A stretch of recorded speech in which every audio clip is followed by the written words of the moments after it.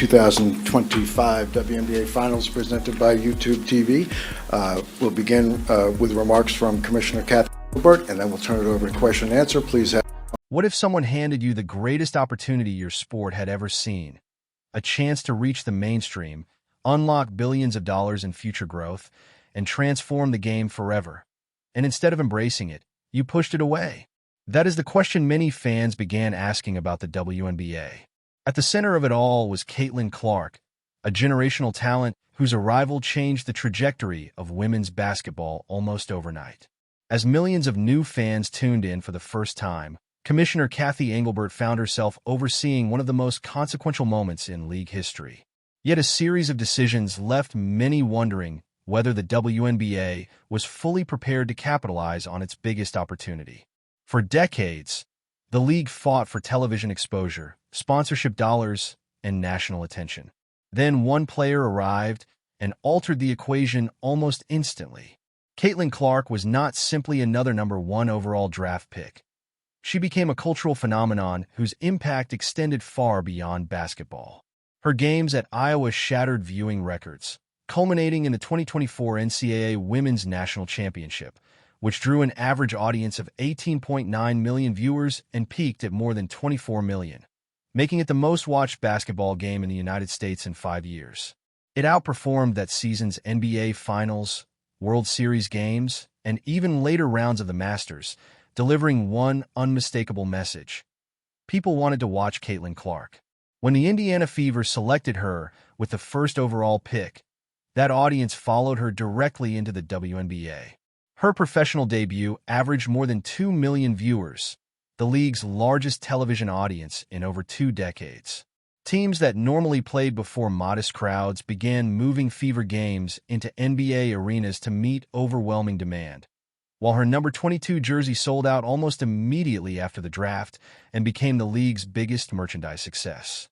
Clark's impact extended to ticket sales, sponsorships, television ratings, and even accelerated conversations about league-wide charter flights as the WNBA adapted to unprecedented attention. The Caitlin Clark effect was no longer a slogan. It was measurable. Yet while fans, sponsors, broadcasters, and business partners celebrated her arrival, tensions inside the league also became increasingly visible. From the opening tip of her rookie season, Clark faced an unusually physical style of play. She absorbed hard screens, shoulder bumps, elbows, and repeated contact that many observers believed exceeded ordinary rookie initiation, while numerous plays sparked debate over whether officials were calling the game consistently. One highly publicized incident involving Alyssa Thomas became a flashpoint after off-ball contact led to widespread criticism, and the league later upgraded the foul following review. The moment dominated headlines, intensified conversations about player safety, and fueled debate over how the league's newest superstar was being officiated.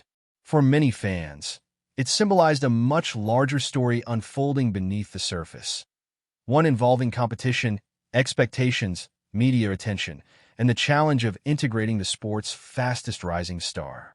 As those debates continued, another major milestone approached: the 2024 Paris Olympic Games. Representing your country on the international stage is the dream of every elite athlete, and with Clark's unprecedented popularity and remarkable talent, many fans, analysts, and commentators expected her to be part of that journey. Beyond her remarkable shooting range and playmaking ability, supporters believe her presence could bring even greater attention to women's basketball on the global stage. More importantly, it was about the business and long-term growth of basketball. The tournament represented what many believed was a once-in-a-lifetime opportunity to introduce Caitlin Clark and the WNBA to billions of people around the world. NBC executives were reportedly salivating over the potential television ratings. You could almost picture a dedicated Caitlin Clark camera following her every move, attracting millions upon millions of casual viewers from every corner of the globe who had only heard stories about the Iowa basketball sensation. Her inclusion wasn't simply expected. It was viewed throughout the business world as an obvious, necessary, and strategic move for the long-term success, expansion, and global future of women's basketball. The stage was perfectly set for her worldwide coronation, transforming her from a national sensation into a true international superstar while introducing countless new fans to the WNBA. At least, that's what almost everyone believed. Then, on a quiet Saturday morning, the news broke, sending shockwaves throughout the sports world. The official 12-player women's basketball roster was released, and Caitlin Clark's name was nowhere to be found. The first reaction was pure disbelief. That disbelief quickly turned into outrage. How could the most influential, recognizable, and talked-about player in the entire sport be left off the roster? Whether you looked at it through the lens of basketball business, marketing, or simple common sense, the decision seemed impossible to justify. The roster featured accomplished veterans and WNBA stars, including Diana Taurasi, Brittany Griner, and Breanna Stewart. They were all exceptional players, proven champions, and deserving athletes in their own right. But none of them possessed anything close to Caitlin Clark's star power, cultural influence, media attention, or ability to bring brand new fans into the sport. Not even close. To many observers, leaving her off the team felt less like a basketball decision and more like a deeply personal political power move. It also sent a painful message to the millions of new fans she had brought into women's basketball, that the player they admired most wasn't welcome on the biggest stage the sport had to offer. The backlash was immediate, overwhelming, and impossible to ignore. Social media exploded. Television networks covered the story around the clock. Sports talk shows devoted entire segments to the controversy. What began as a basketball decision quickly transformed into a nationwide discussion about jealousy, gatekeeping, and what many viewed as a shocking failure of leadership. The committee had made its decision, but in doing so, it created a public relations disaster of its own making and handed critics another reason to argue that the WNBA was an outdated, exclusive league resisting its own growth. Then came the explanations, and for many people, they only made the situation even worse. Facing intense criticism and accusations of a deliberate snub, decision-makers defended Clark's omission by pointing to her limited professional experience, noting that she had only played a handful of WNBA games at the time.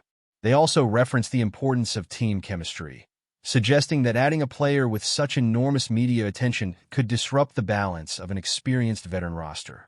But those explanations quickly came under heavy scrutiny. Analysts pointed out that stars like Candace Parker in 2008 and Breanna Stewart in 2016 had both made the national team as rookies despite having very little professional experience. Bringing elite young talent onto the biggest international stage had happened before. The chemistry argument proved even more controversial. To many critics, it sounded like